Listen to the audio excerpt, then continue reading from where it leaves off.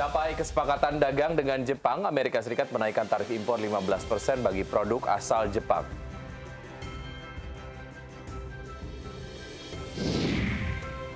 Poin kesepakatan dagang RI dan Amerika Serikat resmi diumumkan.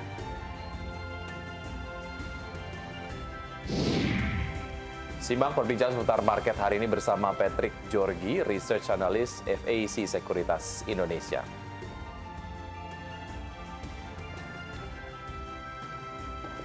Selamat pagi Yasmin. Selamat pagi Wiki. Apa kabar? Baik Wiki, apa kabar? Kabar baik, luar biasa. Hari ini tentu saja kita akan coba untuk kemudian menyemangati Anda, pemirsa IDX Channel, karena banyak hal yang memang harus disemangati. Di antaranya adalah portofolio investasi. Kalau kemarin kan bicara mengenai IHSG terus melanjutkan rally-nya, dan mudah-mudahan hari ini terus melanjutkan rally, dan ini juga akan berpengaruh terhadap hijaunya portofolio investasi Anda ya. Baik, dan selama 60 menit ke depan pemirsa kami hadir dengan sejumlah informasi menarik seputar ekonomi dan juga pasar modal. Dan Anda juga bisa menyaksikan kami live streaming di idxchannel.com. Saya Wiki Adrian. Dan saya Yasmin Natania. Pemirsa, inilah Market Buzz.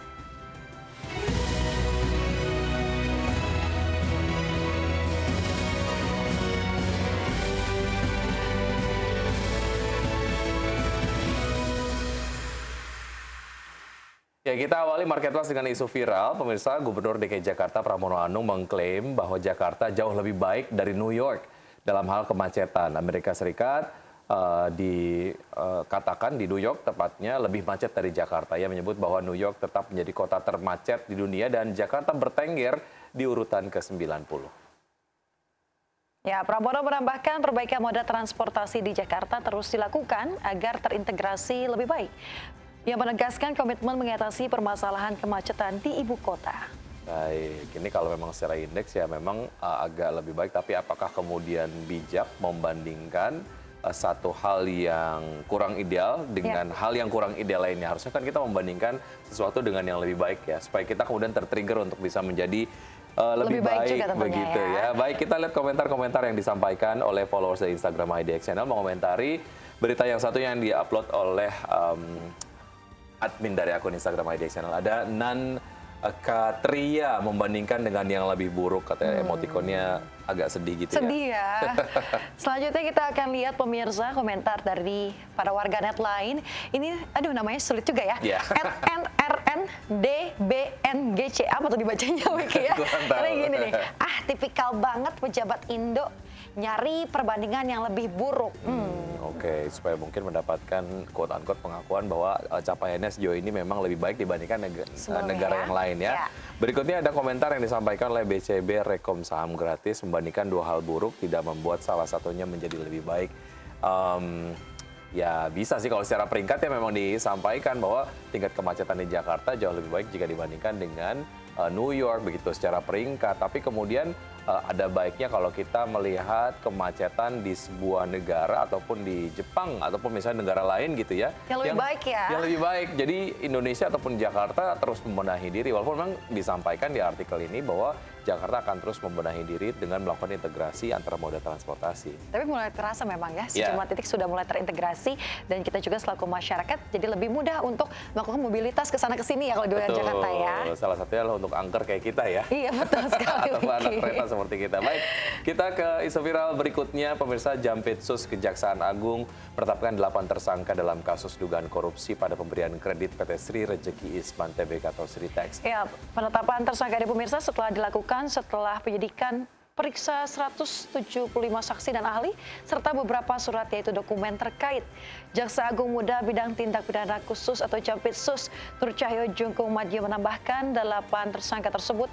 Yang pertama AMS selaku Direktur Keuangan PT Sritex periode 2006 hingga 2023. Yang kedua BFW selaku Direktur Kredit UMKM merangkap Direktur Keuangan pada PT Bank DKI Jakarta tahun 2019 hingga 2022. Kemudian yang ketiga ada PS selaku Direktur Teknologi dan juga Operasional PT Bank DKI Jakarta periode 2015 hingga 2021. Kemudian yang keempat pemirsa, JR selaku Direktur Utama PT Bank Pembangunan Daerah Jawa Barat dan Banten periode tahun 2019 sampai dengan Maret 2025. Ya, dan kelima ada BF selaku Senior Executive Vice President Bisnis PT Bank Pembangunan Daerah Jawa Barat dan Banten periode 2019 hingga 2003. Keenam ada SP selaku Direktur Utama PT Bank Pembangunan Daerah Jawa Tengah periode 2014 hingga 2023, dan ketujuh ada PJ selaku Direktur Bisnis Korporasi dan Komersial PT Bank Pembangunan Daerah Jawa Tengah periode 2017 hingga 2020, dan yang terakhir yang ke-8 ada SD selaku Divisi Kepala Divisi Bisnis Korporasi dan Komersial PT Bank Pembangunan Daerah Jawa Tengah periode 2018 sampai dengan 2020. Baik, kita lihat komentar-komentar yang disampaikan oleh followers dari Instagram IDX Channel mengomentari berita yang satu ini. Ya, kita lihat komentar yang disampaikan oleh Leonardi Setiono. Silakan, Yasmin. Ya, kalau sudah diketok palu bisa jadi dasar memperkarakan pemberian kredit bank-bank lain kalau misalkan debiturnya bangkrut atau kabur ke luar negeri. Oke, baik. Berikutnya ada Tri_SW. Tenang, jangan sita aset koruptor. Kami masyarakat Indonesia udah biasa menanggung kerugian negara akibat korupsi. Ini Aduh, ini sarkas ya. sarkas ataupun satir ya. Satir juga nih ya. Baik, berikutnya ada ya. Dari @getty_Henry, selama tidak ada penyitaan aset tersangka, semua hanya sandiwara. Oke, sebenarnya ada trust issue dari masyarakat sendiri terkait dengan penegakan hukum di Indonesia begitu. Ya, ketika kemudian ada sebuah kasus besar, mudah-mudahan berbagai macam pihak yang terkait dengan penegakan hukum di Indonesia menjadikan momen tersebut sebagai momen untuk membuktikan kepada masyarakat bahwa memang hukum di Indonesia betul-betul ditegakkan ya. Betul sekali, dan juga banyak masyarakat yang menginginkan terkait dengan perampasan aset ini segera dilakukan, Wiki, ya, supaya masyarakat ataupun para pejabat ini tidak lagi-lagi ketahuan korupsi. Aduh, pusing gitu ya negara, setiap hari beritanya banyak sekali kasus korupsi yang tengah ditangani, baik itu di pihak Kejagung ataupun di kepolisian ya. Ya, betul sekali ya. Mudah-mudahan untuk undang-undang perampasan ataupun RUU ya, perampasan aset dari koruptor sendiri dapat segera dibahas dan juga dilakukan pengesahannya begitu ya. Baik, kita ke isu viral berikutnya, silakan Yasmin. Ya, Wakil Ketua Komisi 10 DPR RI, pemirsa, lalu Hendrian Irfani mengaku pihaknya belum menerima surat permohonan naturalisasi dua pemain diaspora dari pemerintah. Diketahui dua pemain diaspora itu akan bergabung untuk memperkuat timnas Indonesia di babak putaran 4 kualifikasi Piala Dunia 2026 zona Asia. Ya, pernyataan ini dilontarkan lalu sekaligus merespon pernyataan Ketua Umum PSSI Erick Thohir mengonfirmasi ada dua pemain naturalisasi tambahan untuk memperkuat timnas Indonesia. Kendati demikian, lalu mengatakan Komisi 10 DPR RI tak akan mempermasalahkan langkah pemerintah untuk melakukan naturalisasi pemain diaspora selagi dibutuhkan timnas Indonesia untuk memperkuat posisi yang masih kurang kuat. Oke. Kita lihat lagi ya komentar warganet di sini. Baik. Ini dari Rivaldi Samah. Namanya juga baru ingin, berarti belum dilakukan atau diproseskan, kecuali kalau PSSI sedang memproses dua pemain naturalisasi. Nah, baru dah tuh dijawab belum dapat suratnya katanya. Aduh, kita lihat lagi ya komentar warganet yang lain nih, Wiki. Ada ini dari @Chandra_Maulana 0013. Katanya yang terpenting itu chemistry waktu main bersama, bukan nambah pemain terus.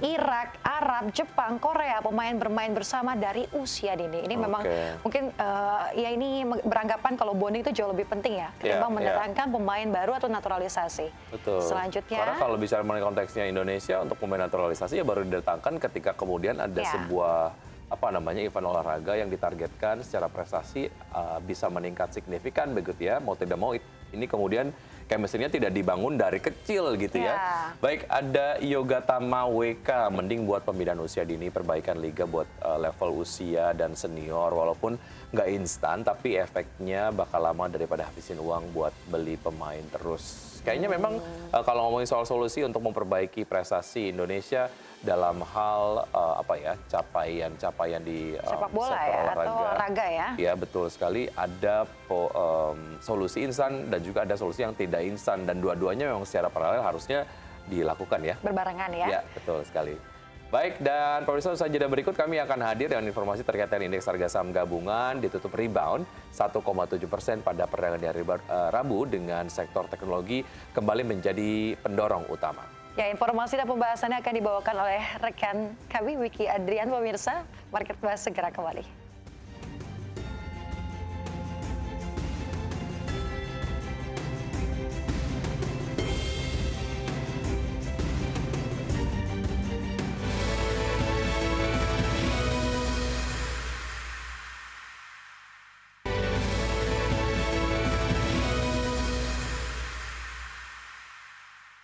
Terima kasih Anda masih bergabung bersama kami. Pemirsa, indeks harga saham gabungan atau IHSG ditutup rebound signifikan di atas 7.400-an di perdagangan di hari Rabu. Dorongan besar kembali datang dari sektor teknologi dengan saham DCII menguat signifikan, sentuh ARA usai kembali diperdagangkan. Indeks harga saham gabungan kembali tutup zona hijau setelah melemah di perdagangan hari sebelumnya. Mengutip data Bursa Efek Indonesia, IHSG tercatat melesat 124 poin atau melonjak 1,70% ke level 7.469,23 di perdagangan Rabu. Kenaikan IHSG topang semua indeks sektoral di BEI. Sektor yang paling tinggi antara lain sektor teknologi melesat 7,93%, sektor perindustrian menguat 2,91%, sektor properti dan real estate melaju 2,39%, sektor barang baku naik 2,05%, sektor energi terapresiasi 0,81%, sektor transportasi dan logistik menguat 0,79%, sektor barang konsumen primer naik 0,72%, dan keuangan melaju di 0,53%. Kenaikan signifikan IHSG masih ditopang penguatan saham konglomerasi. Saham DCI tutup menguat 19,19% dan sentuh ARA di level Rp346.725 per saham dan menyumbang 62,24 indeks poin. Saham DCI rebound signifikan usai gembok suspensi dicabut oleh BI di perdagangan Rabu. Saham ASI tutup menguat 5,54% di level Rp4.950 per saham dan berkontribusi 11,53 indeks poin. Saham PANI tutup menguat signifikan 10,78% di Rp16.700 per saham, berkontribusi 6,74 indeks poin ke penguatan IHSG. Pergerakan IHSG di Rabu diwarnai sentimen Amerika Serikat memutuskan untuk menurunkan tarif bea masuk resiprokal atas barang Jepang dari 25% menjadi 15%. Presiden Amerika Serikat Donald Trump mengatakan bea masuk turunkan mengingat Jepang telah berkomitmen untuk menanamkan modal senilai $550 miliar Amerika di Amerika, serta bersedia untuk merelaksasi ketentuan impor mobil dan beras Amerika. Dari berbagai sumber untuk ADX Channel.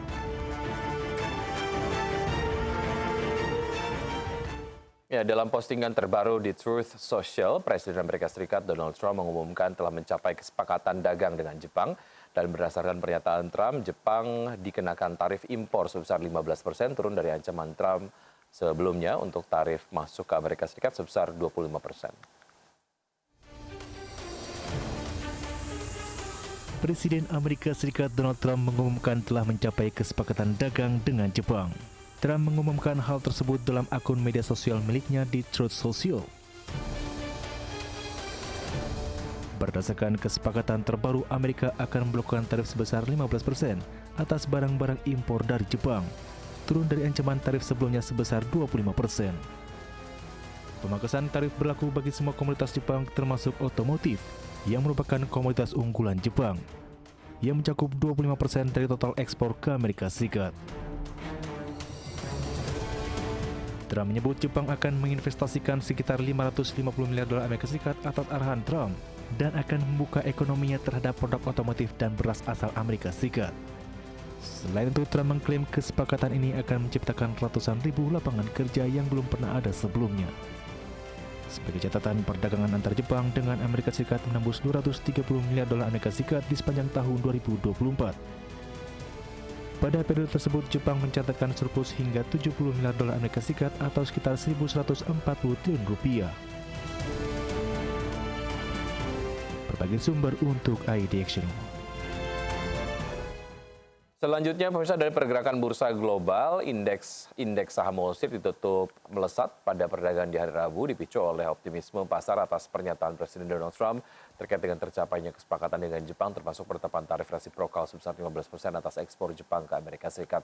Trump juga menyebut bahwa pembicaraan lanjutan dengan pejabat Uni Eropa sedang berlangsung guna menyepakati kesepakatan serupa. Data selengkapnya pada hari Rabu, pemirsa, indeks S&P 500 menguat 0,78% ke level 6.358, mencetak rekor tertinggi sepanjang masa ke-12 sepanjang tahun ini.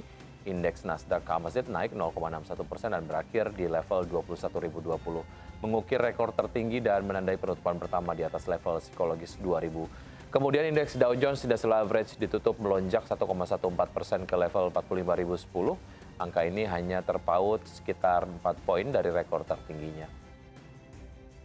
Sementara itu dari bursa saham Eropa, pemirsa mendekati level tertinggi dalam 2 minggu yang dipimpin oleh saham otomotif karena investor mengantisipasi kemungkinan kesepakatan antara Amerika Serikat dan Uni Eropa. Indeks DAX Jerman ditutup menguat 0,83% ke posisi 24.240, indeks FTSE 100 Inggris naik 0,42% ke level 9.061 dan indeks CAC Prancis melonjak 1,37% di level 7.850.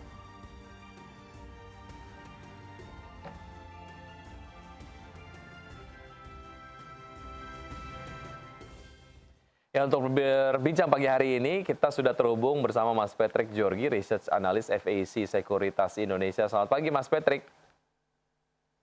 Selamat pagi Mas Wiki. Baik, terima kasih sudah bergabung bersama kami di Market Buzz. Semoga kita sehat selalu ya, Mas Patrick ya. Baik, Amin. ya Mas Patrick bicara kemudian mengenai rally IHSG kemarin tembus level di atas 7.400-an dan kalau kita lihat salah satu sektor yang menguat paling signifikan yaitu adalah sektor teknologi yang menguat di atas 7% begitu ya. Apa yang menyebabkan hal ini selain kemudian DCI kembali dibuka ataupun masuk ke perdagangan sehingga ini memberikan dorongan terhadap IHSG dan juga dorongan terhadap sektor teknologi. Ada hal lain nggak yang kemudian menjadi hal yang dinilai favorable lah di sektor teknologi dari point of view investor? Oke, benar sekali ya Mas. Memang kemarin pergerakan dari sektor teknologi memang sangat masif sekali dan menjadi salah satu penopang utama. Dan juga bahkan kalau kita lihat secara historikal di bulan ini, yang di mana bulan Juli itu menjadi bulan yang selalu mencatatkan kenaikan ya selama 5 tahun terakhir. Kita lihat pergerakannya di bulan ini itu teknologi mencatatkan kinerja yang sangat positif sekali. Kita lihat itu pergerakan ini muncul setelah kita lihat rilis dari kebijakan suku bunga Bank Indonesia ya. Yang kalau kita lihat kebijakan suku Bank Indonesia yang dipangkas 20 basis point per tanggal 16 Juli kemarin langsung direspon sangat positif oleh sektor teknologi gitu ya. Kalau kita lihat per tanggal 16 sampai sekarang sektor teknologi sendiri sudah menguat hampir sekitaran 30%. Dengan saham DCI sebagai penopang dan juga saham Entek gitu ya sebagai market leadernya kedua saham ini gitu. Jadi kalau kita lihat dari sisi sentimen suku bunga yang lebih rendah secara teoritis maka sektor teknologi ini dari sisi pendanaannya akan jauh lebih mudah gitu ya untuk melakukan ekspansi dan semacamnya. Jadi kita lihat dari sisi sensitivitas sektor ini yang paling merespon sangat positif dari penurunan suku bunga itu. Oke, walaupun seharusnya memang sektor properti seharusnya merespon lebih positif ya, tapi kemudian pergerakannya normatif saja begitu. Ini memang menunjukkan daya beli masyarakat terkait dengan produk-produk properti memang sedang lesu atau seperti apa, Mas Patrick? Kalau kita coba bandingkan ya antara teknologi dan properti memang teknologi bisa kita bilang yang paling sensitif. Tapi untuk properti kita coba kita combine dengan daya beli, memang daya beli masyarakat kita juga saat ini dalam kondisi yang kurang begitu baik gitu ya. Walaupun secara teoretikal harusnya properti juga terdampak. Kalau kita lihat pergerakan sektoralnya juga bisa dibilang sektor properti ini yang cenderung lagging gitu ya. Dan berpotensi juga akan terjadi shifting ke sektor ini karena memang harga dari emiten-emiten teknologi dan sektoralnya sudah dibilang lebih overheating gitu ya. Jadi harus ada cooling down terlebih dahulu gitu Mas. Oke, karena sudah menguat ataupun sudah overbought begitu nanti kemudian akan dilepas terlebih dahulu dan sektor yang kemudian dituju ataupun mungkin sudah ditandai quote-unquote oleh pelaku pasar adalah sektor properti karena sebenarnya secara harga masih menarik begitu ya, masih kemudian murah begitu untuk sektor properti untuk beberapa sahamnya. Iya betul sekali Mas. Kalau kita lihat dari valuasi dan pergerakan harga dari multiplier effect penurunan suku bunga sektor properti itu masih belum begitu terdampak gitu ya efeknya. Jadi masih ada potensi upside yang cukup tinggi gitu untuk sektor properti.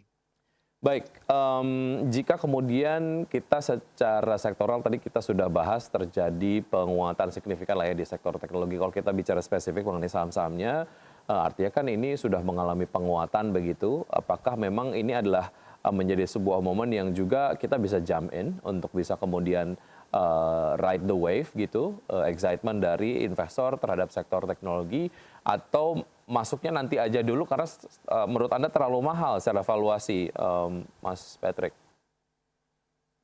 Iya, kalau kita cermati memang sektor teknologi secara teoritik itu memang menarik gitu ya setelah penurunan suku bunga. Tapi perlu kita perhatikan juga bahwa dari sisi teknikal dan juga fundamentalnya untuk dari technical harganya sudah terlampau sangat tinggi dan fundamental valuasinya juga sangat mahal sekali gitu. Jadi bisa kita pertimbangkan, kita cenderung wait and see terlebih dahulu sampai tadi saya bilang harganya cooling down, kembali sedikit mereda penguatannya dengan cara kita mungkin melirik sektor-sektor yang punya potensial upside yang sama juga gitu ya. Dengan kondisinya juga belum rally begitu signifikan akibat penurunan suku bunga. Baik, kita bicara spesifik mengenai saham DCI yang kemarin sudah kemudian bisa diperdagangkan kembali begitu. Setelah kemudian dibuka suspendnya di perdagangan terus menguat signifikan lagi begitu ya. Nah, untuk DCI sendiri secara valuasi sudah terlalu mahal ya?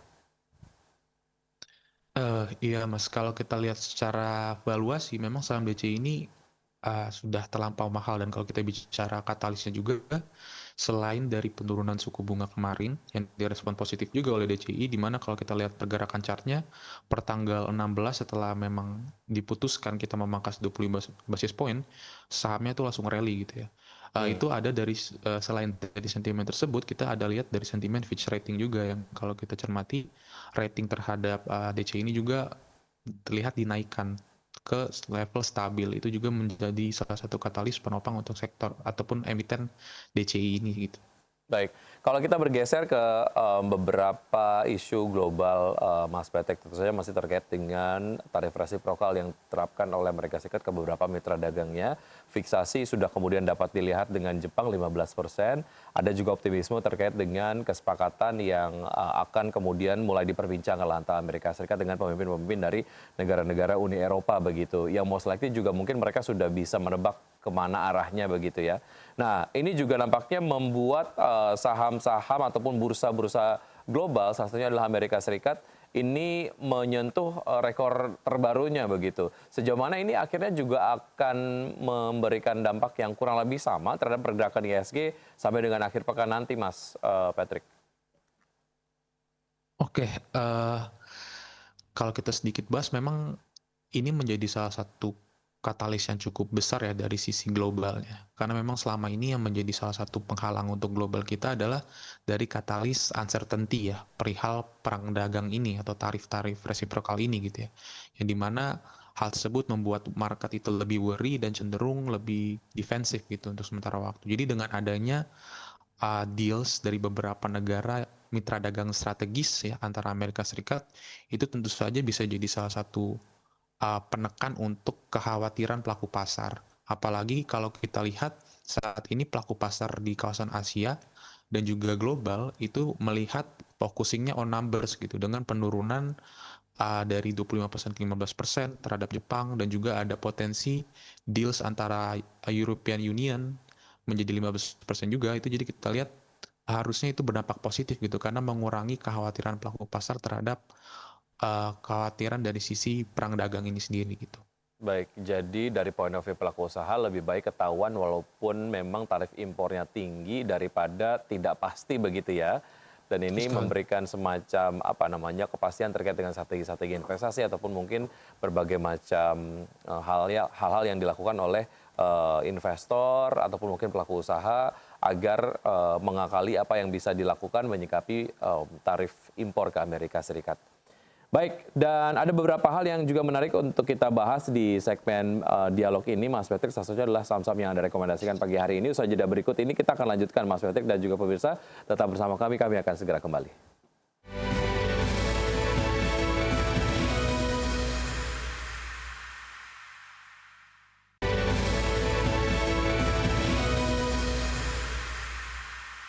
Terima kasih Anda masih bergabung sama kami, pemirsa, dan sebelum saya lanjutkan perbincangan dengan Mas Patrick, kita akan simak terlebih dahulu data dari pembukaan bursa-bursa utama Asia di pagi hari ini.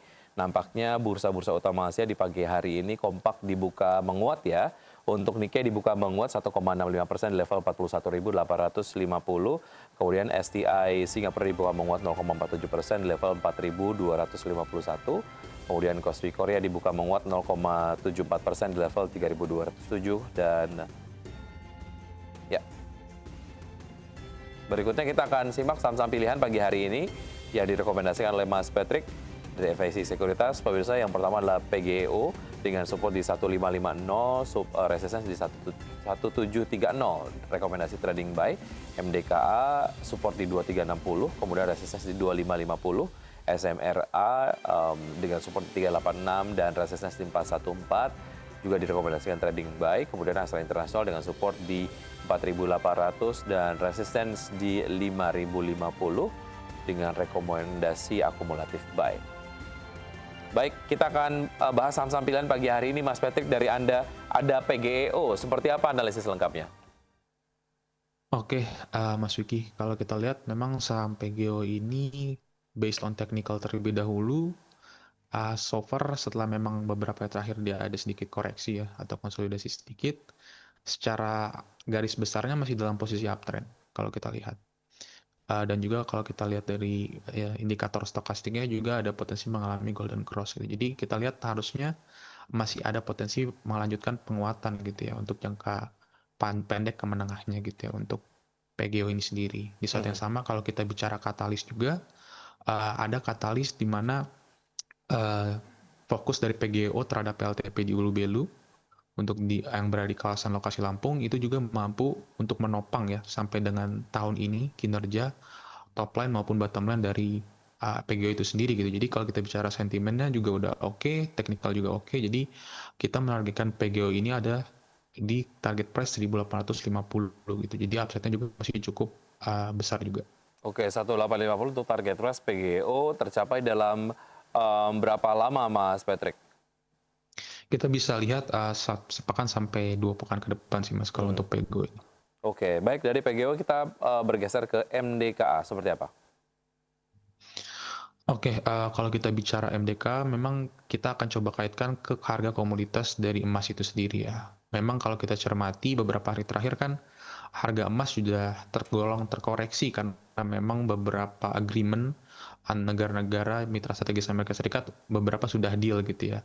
Jadi itu menurunkan sedikit worry-nya ataupun uncertainty di pelaku pasar. Tapi kalau kita cermati, masih ada deals antara Amerika Serikat dan China yang dimana itu juga masih cenderung alot gitu. Jadi hal tersebutlah yang kita lihat berpotensi juga jika memang deals cenderung akan lebih delay ataupun lebih lambat untuk mencapai kesepakatan karena masing-masing negara punya national interest-nya masing-masing, itu bisa membuat harga emas ini menjadi lebih mengalami kenaikan lagi gitu walaupun sifatnya short term. Hal inilah yang kita manfaatkan dari saham MDKA, di mana MDKA sendiri kalau kita lihat secara teknikal juga masih dalam fase uptrend juga, dan kita menargetkan MDKA itu di level 2.700-an gitu ya. Oke, apa yang membuat MDKA lebih menarik dari Antam, Mas Patrick? Kalau kita lihat sih memang lebih ke dari sisi teknikal dan juga potensial upside-nya aja sih Mas. Sebenarnya kedua saham ini juga harusnya terdampak di saat nanti emas mengalami penguatan karena sensitivitas mereka terhadap harga emas juga cukup baik. Tapi memang kalau kita bicara secara teknikal, MDK ini punya potensial upside yang jauh lebih besar sih untuk saat ini. Oke, potensial upside yang lebih besar dan juga secara harga lebih murah begitu ya? Oke. Baik, dari MDKA kita ke SMRA. Seperti apa analisis selengkapnya, Mas Patrick? Ya, mungkin sudah kita perbincangkan dari tadi ya Mas, kalau masalah SMRA dan properti kan memang katalis suku bunga yang lebih rendah, otomatis untuk orang untuk demand terhadap perumahan dan juga jangkauan mereka untuk kredit segala macamnya jauh lebih murah lah seperti itu. Jadi secara katalis kita lebih fokus ke arah tersebut gitu. Di saat yang sama dari sisi valuasi dan juga pergerakan teknikal masih cenderung lagging gitu ya untuk sektor-sektor properti. Jadi kita bisa manfaatkan untuk switching untuk sementara waktu dari sektor teknologi yang sudah cenderung kenaikannya sangat signifikan sekali gitu. Baik, ada target price untuk SMRA? Untuk SMRA kita menargetkan di level 430 ya untuk target price kita. Baik, 430 level support di 386 lumayan lah ya untuk bisa dimanfaatkan dalam strategi investasi trading. Dari 4 saham pilihan yang Anda rekomendasikan, 3 saham direkomendasikan trading buy. Nampaknya itu menjadi salah satu strategi investasi yang kayaknya paling aman diterapkan oleh Anda ya, ataupun mungkin direkomendasikan oleh Anda kepada investor begitu. Apa pertimbangannya, Mas Patrick? Kalau kita cermati sih memang dari sisi potensial upside ya Mas, karena memang beberapa saham yang kita bisa pasang untuk long term, contohnya perbankan dan semacamnya, kita lihat masih belum ada sinyal untuk mengalami penguatan. Jadi kita coba manfaatkan untuk beberapa saham yang punya sentimen pendorong gitu. Jadi katalis sentimen gitu yang menggerakkan harga sahamnya. Karena memang kalau kita bicara valuasi dan semacamnya, beberapa emiten-emiten big caps perbankan kita bisa soroti itu masih belum ada signal atau indikasi untuk mengalami penguatan, karena dari arus dana asing pun juga belum begitu maksimal ke beberapa saham ini gitu sih Mas. Baik, oke. Dari SMRA kita bergeser ke Astra International. Anda merekomendasikan akumulatif buy ya terkait dengan sektor otomotif. Ini kemudian menjadi menarik, Mas Patrick, kalau kita bicara apa namanya brand-brand yang didistribusikan ataupun mungkin diproduksi oleh Astra International sendiri adalah mostly brand-brand Jepang begitu ya. Tapi secara kinerja dari otomotif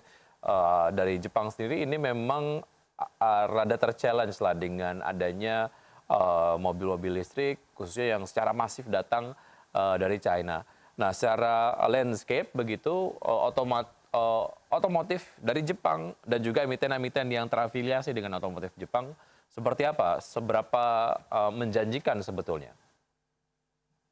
Oke, kalau kita bicara berarti penetrasi pasar dan pangsa pasar, memang benar seperti Mas Yuki bilang kalau sudah mulai banyak mobil-mobil listrik dari China yang sudah ibaratnya penetrasi lah masuk ke Indonesia. Tapi kalau kita bicara pangsa pasar, saya rasa Astra sendiri masih punya pangsa pasar yang sangat kuat sekali gitu ya.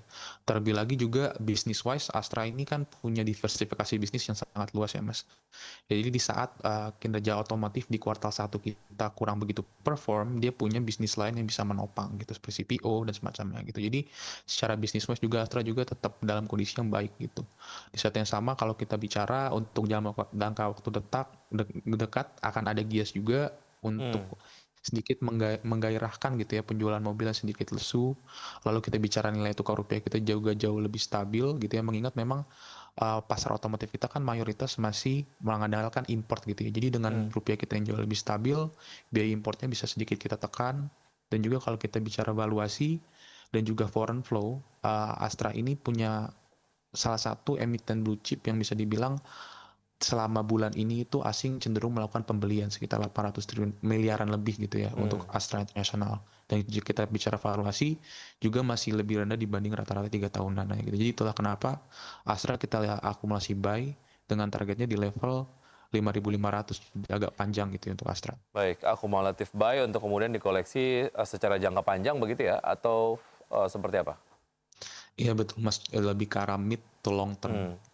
Baik, itu tadi beberapa saham-saham yang direkomendasikan oleh Mas Patrick, diantaranya adalah ada PGO, kemudian juga MDK, SMRA, dan juga Astra International.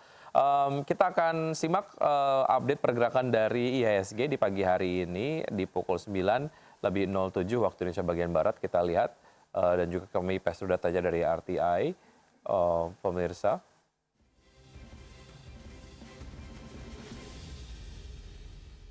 Ya, sejauh ini IHSG bergerak menguat ya, berhasil tembus level 7.500-an, tepatnya di 7.513,182 pasca kemarin bertahan ataupun berhasil tembus di level 7.400-an. Dan saham-saham yang masuk ke dalam jajaran top gainers ada BBRI, ada Astra International, BRPT, PTRO, kemudian juga ada BKSL, top losers ada Wir Asia, TBK, ada Hill, SMDR, kemudian juga ada DKFT, ada Koka, dan juga MDKA begitu ya. Pergerakan sektoral, sektor finance memimpin penguatan dengan penguatan 0,81%. Tidak kemudian kita lihat sektor teknologi, malah tadi sempat saya lihat sektor teknologi mengalami pelemahan ya, ataupun mungkin penguatannya cenderung lebih terbatas. Kita bahas sedikit lagi Mas Patrick, MDKA melemah sejauh ini bisa dimanfaatkan untuk bisa masuk dengan harga yang lebih murah ya?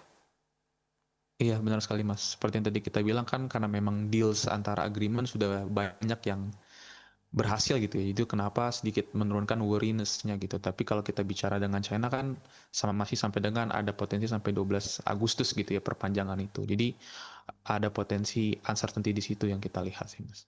Baik, nah kalau kita lihat sendiri dari pergerakan IHSG sejauh ini masih bergerak menguat, support dan juga resistance. Proyeksinya IHSG hari ini seperti apa, Mas Patrick? Kalau kita lihat sih level 7.500 sebenarnya sudah tertembus ya. Dan kalau kita lihat level 7.520 sampai dengan level 7.525 menjadi resisten yang harus ditembus selanjutnya. Walaupun memang kalau kita bicara secara bulanan, harusnya indeks kita itu secara bulanan itu harusnya ditutup di zona positif gitu. Tapi memang tantangannya nanti ada di bulan Agustus karena memang beberapa data-data perihal kebijakan suku bunga Amerika Serikat akan mulai muncul dan itu akan memberikan sedikit sentimen-sentimen baru lagi gitu. Tapi kalau kita bicara outlook untuk IHSG sampai dengan akhir bulan atau minggu ini harusnya masih dalam kondisi yang berada di teritori hijau sih Mas. Baik, secara proyeksi akan terus melanjutkan penguatannya dan apa yang kemudian Anda sampaikan semoga dapat menjadi referensi dan juga sumber informasi untuk pelaku pasar dapat menerapkan strategi investasinya hari ini hingga juga akhir pekan nanti di hari Jumat begitu ya. Dan juga lagi-lagi keputusan investasi kembali ke tangan investor. Mas Patrick, terima kasih sudah kembali bergabung bersama kami di Market Buzz. Nanti kita berbincang lagi di lain waktu. Sukses untuk Anda, sehat selalu, sampai jumpa. Baik, dan pemirsa, usai jeda berikut ini akan ada informasi menarik yang akan kembali saya hadirkan dan juga rekan Yasmin Natania hadirkan. Yasmin, informasi apa yang nanti akan disampaikan di segmen berikutnya? Iya, WKD ada Wijaya Karya Beton kantongi kontrak baru senilai 2,1 triliun rupiah hingga Juni 2025. Informasinya akan kami hadirkan usai jeda, pemirsa, tetaplah bersama kami.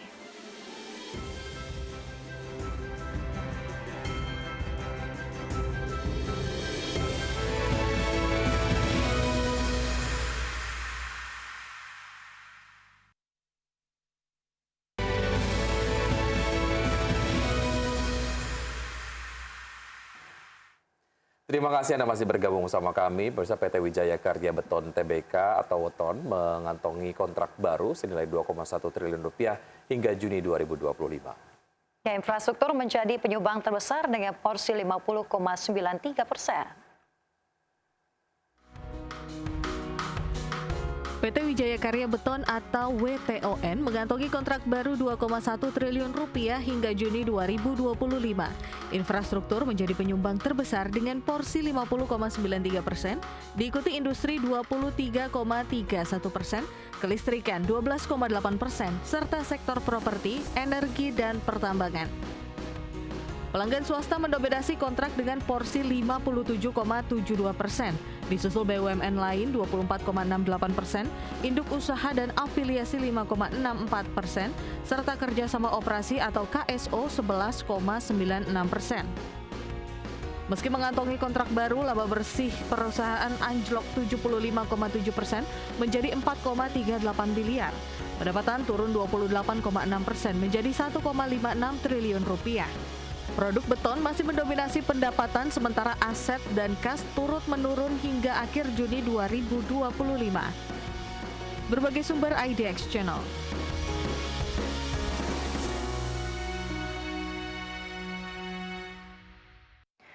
Pemirsa, saham PT Diagnos Laboratorium Utama Tbk atau DGNS masuk status Unusual Market Activity atau UMA oleh Bursa Efek Indonesia Rabu kemarin karena pergerakan harganya yang tak wajar. Ya, saham DGNS sudah meningkat 2,6% dalam sepekan dan 4,64% dalam sebulan terakhir.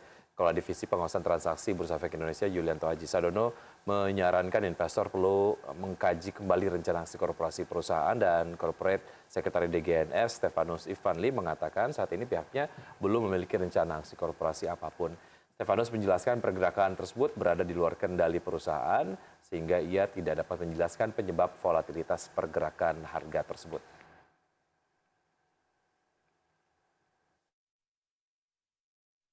Pemirsa, PT PP Presisi Tbk atau PPRE mencatatkan kenaikan laba bersih di tengah penurunan pendapatan pada semester 1 tahun 2025. Ya, pendapatan bersih PPRE tercatat 1,6 triliun rupiah per semester 1 tahun 2025 dan angka ini turun 9,12% dari 1,81 triliun rupiah per semester 1 tahun 2024, dan PPRE mengantongi 43,07 miliar rupiah di pos pendapatan lainnya per akhir Juni 2025. Sebelumnya pos ini hanya terisi 11,72 miliar rupiah pada periode yang sama tahun lalu. Selain dikurangi sejumlah beban, laba yang dapat diatribusikan kepada pemilik entitas induk alias laba bersih PPRE menjadi 4,62 miliar rupiah per semester 1 tahun ini. PPRE memiliki kas dan setara kas akhir sebesar 61,64 miliar rupiah di akhir Juni 2025.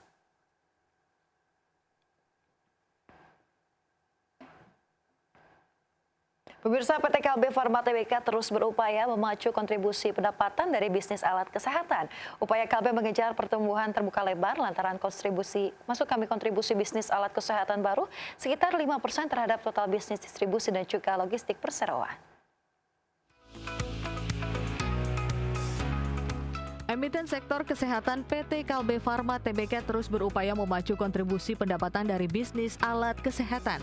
Dengan strategi pengembangan produksi dan peluang pertumbuhan bisnis alat kesehatan di dalam negeri, Kalbe ingin mengerek naik kontribusi dari segmen bisnis tersebut. Upaya Kalbe dalam mengejar pertumbuhan bisnis alat kesehatan terbuka lebar lantaran kontribusi bisnis Alkes baru sekitar 5% terhadap total bisnis distribusi dan logistik perseroan.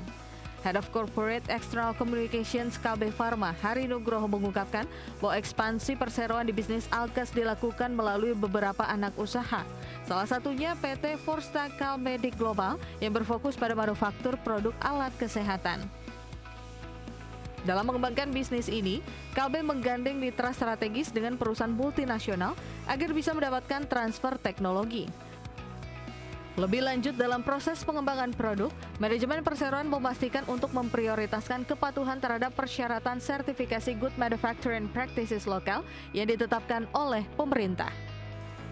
Berbagai sumber IDX Channel. Pemirsa, Market Bahas akan segera kembali usai jeda berikut, tetaplah bersama kami.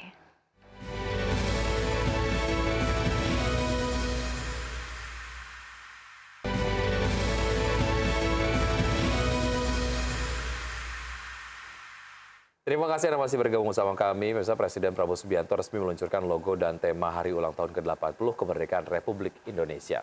Ya, dengan tema Bersatu, Berdaulat, Rakyat Sejahtera, Indonesia Maju, kemerdekaan harus diwujudkan dalam bentuk nyata, bermanfaat bagi seluruh rakyat Indonesia.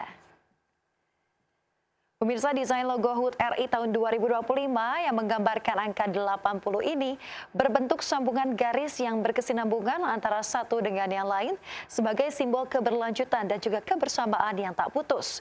Presiden menekankan salah satu bentuk nyata dalam kemerdekaan yakni memastikan kesejahteraan seluruh rakyat Indonesia. Untuk itu, dengan tema Bersatu, Berdaulat, Rakyat Sejahtera Indonesia Maju, peringatan HUT kemerdekaan yang ke-80 tahun ini harus pula mengobarkan semangat membangun negara yang adil dan makmur. Presiden juga secara tegas mengatakan arah perjuangan dan juga visi besar bangsa adalah pentingnya kesejahteraan rakyat sebagai pilar utama menuju Indonesia yang maju. Kita ingin menjadi negara yang makmur. Kita tidak ingin menjadi negara yang miskin. Kita tidak ingin memiliki saudara kita yang kelaparan. Karena itu kita tidak hanya ingin berdaulat, tapi rakyat kita harus sejahtera. Dengan demikian, baru kita percaya dan yakin kita bisa mencapai Indonesia yang maju. Bersatu, berdaulat, rakyat sejahtera, Indonesia maju. Saudara-saudara, tema ini harus menjadi suatu patokan. Jangan hanya sekedar menjadi suatu slogan atau mantra. Presiden Amerika Serikat Donald Trump resmi mengumumkan 8 poin kerangka kerjasama perjanjian dagang antara Amerika Serikat dengan Indonesia terkait tarif resiprokal. Ya, poin pentingnya pemirsa, perjanjian dagang membuka terobosan besar bagi manufaktur, agrikultur, dan juga sektor digital kedua negara.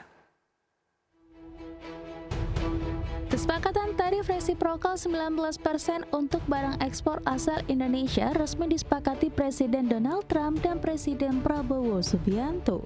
Kesepakatan penting Presiden Trump mengumumkan terdapat 8 poin kerangka kerjasama perjanjian dagang antara Amerika Serikat dengan Indonesia.